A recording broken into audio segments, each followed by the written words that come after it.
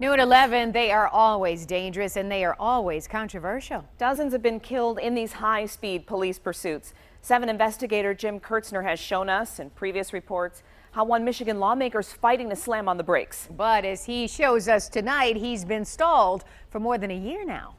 First of all, let's face the reality. Nobody likes these because they can have a disastrous outcome.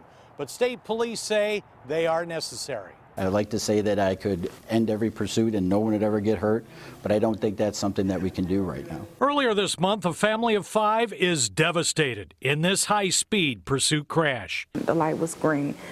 Next thing you know, it was like, psh, and the car was flipping. It was us. It turns out this driver was chased only for no driver's license. 6-year-old Malaysia got the worst of the crash. And I just was screaming like, you know, I wanted her to breathe, like fix her. Like I knew something was wrong. We later found out at the hospital she had a brain injury. She was bleeding in the brain. Mary has a cracked rib. Her 1-year-old niece also injured. The girl's father, Mary's brother, Antonio, has severe internal injuries. Kidney failure, he had to get cut open. He was bleeding in the inside. His spleen had to get removed. He's on a ventilator still. In 2014, 27 people were killed in pursuit crashes, according to state police. Last year, 21. 9 were in Wayne County.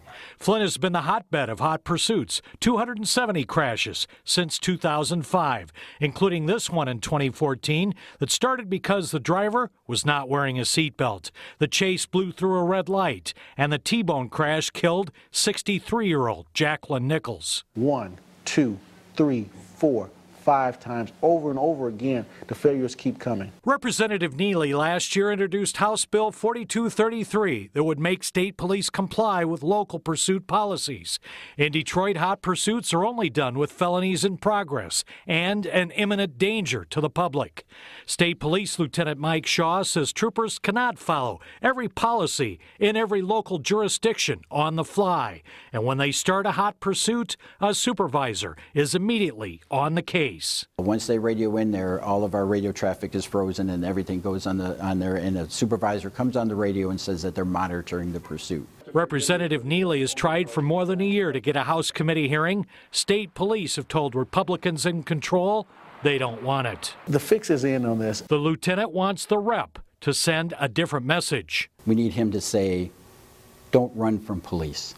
We've got to stop running from police. This one family would like the opportunity to tell their story at a committee hearing. To have to deal with this every day and see our loved ones in a hospital and not know the outcome, I would ask them to put, if it was their family, put themselves in my shoes and ask what would they like to be done. There's nothing that I can ever say to that family that would justify anything. If the person in the car had just committed a murder and they were running for police for the same exact reason and struck that vehicle, they would still be mad at law enforcement. And I'm okay with that. I understand it. Another thing to keep in mind, the troopers who drive these cars are humans as well. They do not want to live with a disastrous outcome.